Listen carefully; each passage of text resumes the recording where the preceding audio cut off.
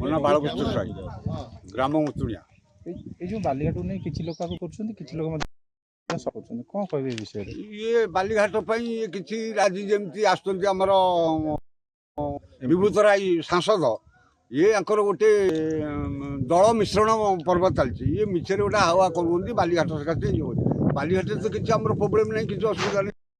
ଆମେ ଯେତେବେଳେ ବାଲି 1200 ଟଙ୍କାରେ ପାଉ, ଆମେ ଗରିବ ଲୋକ ଘର ଖଣ୍ଡେ କରିଦେଲେ ଆମେ ନେଇକିରି 1200 ଟଙ୍କାରେ ଘର କରିପାରୁଛୁ।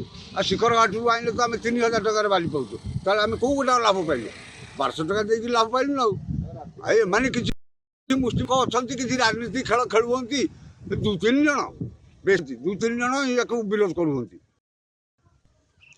ଆମର କୌଣସି ଅସୁବିଧା ନାହିଁ। ସରକାରଙ୍କ ଗାଇଡଲାଇନ୍ ଗାଇଡଲାଇନ୍ ହେଇଥିବ, ଏତେ ତ ଜାଣିନୁ। ସେମାନେ ଜାଣିଥିବେ, ନିଶ୍ଚୟ ଗାଇଡଲାଇନ୍ ନ ହେଇଥିଲେ ତ ଏମାନେ ଦିନରେ ଉଠଉନାହାନ୍ତି ବାଲି। ଏମାନେ ତ ରାତି ସନ୍ଧ୍ୟା 9ଟା ପରେ ଯାଇକିରି ବାଲି ଉଠଉଛନ୍ତି। ତାହେଲେ ନିଶ୍ଚୟ ଥିବ। ଯେଉଁ ଅଭିଯୋଗ କରୁଥିଲେ ଯେ ଗାଡ଼ି କିଛି ହାଇୱେ କି ଭାରିଯାନ ଯେଉଁ ଚାଲିବ, ପିଲାମାନେ ଯେଉଁ ସ୍କୁଲ କଲେଜ ଯାଉଛନ୍ତି ତାଙ୍କୁ ନେଇ କିଛି ସମସ୍ୟା ରାତିରେ ବାଲି ସ୍କୁଲ କଲେଜ ଆସିବ କୁଆଡୁ? ଏମାନେ କିଛି ମୁଷ୍ଟିମେୟ ଲୋକ ରାଜନୀତି ଖେଳ ଖେଳୁଛନ୍ତି। ପଇସା ପାଇଲେ ଏମାନେ ଯଦି ପଇସା କିଛି ଦେବେ ସକାଳେ ଚୁପେଇ ବସିବେ ପରା। ଗରିବ ଲୋକ ଆପଣ କ'ଣ ନିଶ୍ଚୟ ଚାଲିବା ପାଇଁ ଚାହୁଁଛୁ। କ'ଣ କହିବେ? ଏଇ ଯେଉଁ ବାଲିଘାଟ ନେଇ ସମସ୍ୟା ହେଉଛି, କିଛି ଲୋକ ସକ୍ରିୟ କରୁଛନ୍ତି, ବିରୋଧ କରୁଛନ୍ତି, ଆକୁ ନେଇ ମଧ୍ୟ ରାଜନୀତି ଖେଳ କ'ଣ କହିବେ? ନାଇଁ, ଏଇଟା ହଉଛି ମାଇଣ୍ଡ ସେଟ୍ ମିନେରାଲ୍ସ ପ୍ରୋଟୋକଲ୍ ନିୟମ ଅନୁସାରେ ଏଇଟା ହଉଛି ଆଇନ ଭାବରେ ସରକାରଙ୍କ ବ୍ୟବସ୍ଥା। ଏ ବାଲିଘାଟ ନିୟମ ଅନୁସାରେ ବାଲିଘାଟ ହୋଇଛି।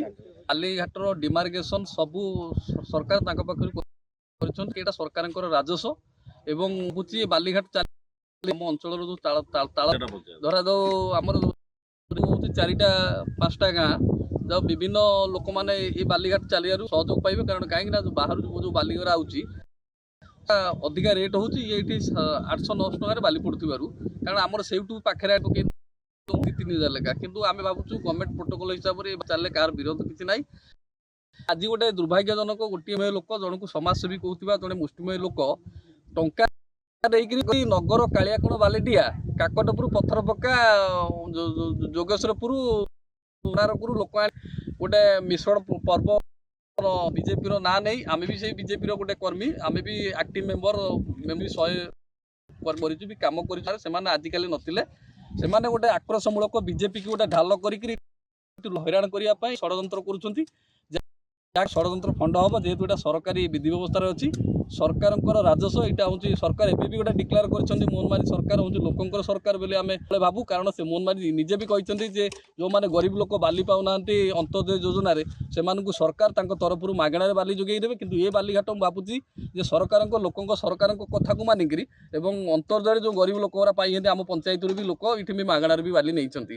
କାରଣ କେଉଁଠି ନା କେଉଁଠି ଏଠି କେଉଁମାନଙ୍କର ଅସାଧୁ ଲୋକମାନେ ଏ ବାଲିଘାଟକୁ ସହିପାରୁନଥିବାରୁ এইভাবে ভাবে ভ্রষ্টাকল সৃষ্টি করছেন, যাফଳରେ এই ଗାଁ ଲୋକଙ୍କର କୌଣସି ଅଭିଯୋଗ ନାହିଁ। ଗାଁ ଲୋକଙ୍କର ସମର୍ଥନ ରହିଛି ବାଲିଘାଟ ଚଲେଇବା ପାଇଁ। କିନ୍ତୁ ଏଇ ଯେଉଁ ମୁଷ୍ଟିମୟ ଲୋକ ତାଳଦାର ଗୋଟେ ଆସିକିରି ଏଠି ରାଜନୀତି କରି ଉସି କରୁଛି, ପଇସା କାରବାର କରିକି, ସେ ତାର ଫଣ୍ଡ ତା ରାଜନୀତି କ୍ୟାରିୟର ତାର ଖତ।